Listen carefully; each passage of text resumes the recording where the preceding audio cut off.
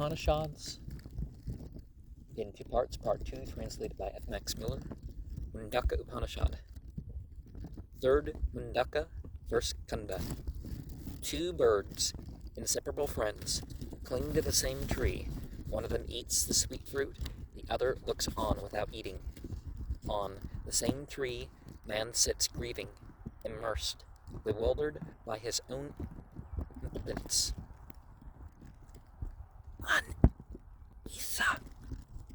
But when he sees the other Lord, contented and knows his glory, then his grief passes away. When the seer sees the brilliant Maker and Lord of the world as the person who has his source in Brahman, then he is wise, and shaking off good and evil, he reaches the highest oneness, free from passions, for he is the breath shining forth in all beings, and he who understands this becomes truly wise, not a talker only.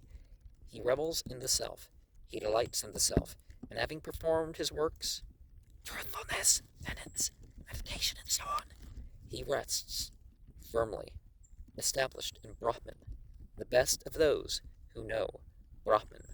By truthfulness, indeed, by penance, right knowledge, and abstinence, must that self be gained. The self, whom spotless anchorites gain, is pure, and like a light within the body. The true prevails, not the untrue. By the true, the path is laid out, the way of the entities, on which the old sages, satisfied in their desires, proceeded to where there is that highest place of the true one. That true Brahman shines forth grand, divine, inconceivable, smaller than small. It is far beyond what is far, and yet near here. It is hidden in the cave of the heart, among those who see it even here. He is not apprehended by the eye, nor by speech, nor by the other senses, not by penance or good works. When a man's nature has become purified by the serene light of knowledge, then he sees him, meditating on him as without parts. That subtle self is to be known by thought. Ketas. There, where breath has entered fivefold, where every thought of men is interwoven with the senses, and when thought is purified, then the self arises. Whatever state a man whose nature is purified imagines, and whatever desires he desires, for himself or for others, that state he conquers, and those desires he obtains. Therefore, let every man who desires happiness worship the man who knows the self. And by worship, he, of course, more likely referring to the word for considering, thinking about, But verse 10 here, all this is said by the commentator is to refer to a knowledge of the conditioned Brahman only. And so we're conditioned by, we're manifesting those powers, like all those angel names, the Al and El, Yah, names in the Bible, and, Jewish and Christian literature. And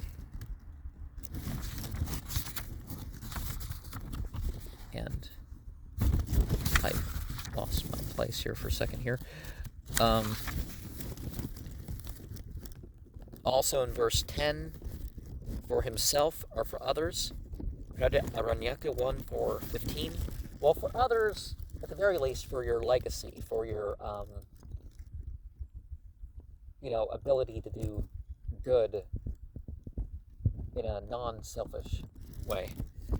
Otherwise, the Kappa Upanishad 6.12 talks about the good works.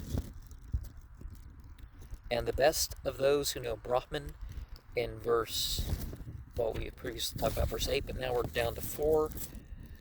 The commentator states that besides Atmarateh Kriyavan, there was another reading, these Atmara Kriyavan, This probably owed its origin to a difficulty felt in reconciling Kriyaban, performing acts with the Brahma Vidam, Varishta, the best of those who know Brahman, works being utterly incompatible with a true knowledge of Brahman.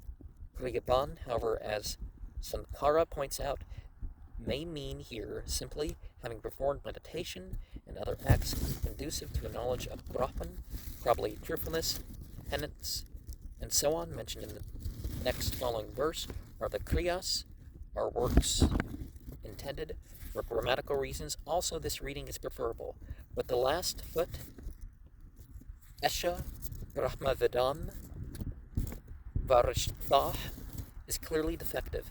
If we examine the commentary, we see that Sankara read Brahmanishta and that he did not read Esha, which would give us the correct meter. Brahmanishto Brahmavidam Varishtha.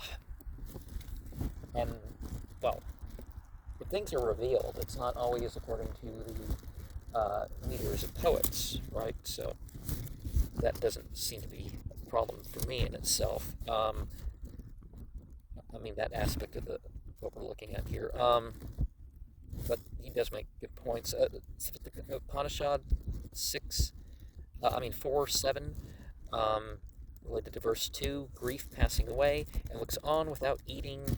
See the Rig Veda 164:20. Here, something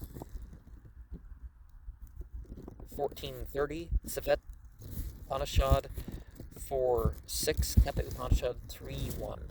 And they really should, not over abbreviate the sources, like you're going to learn all the sources your first time reading through.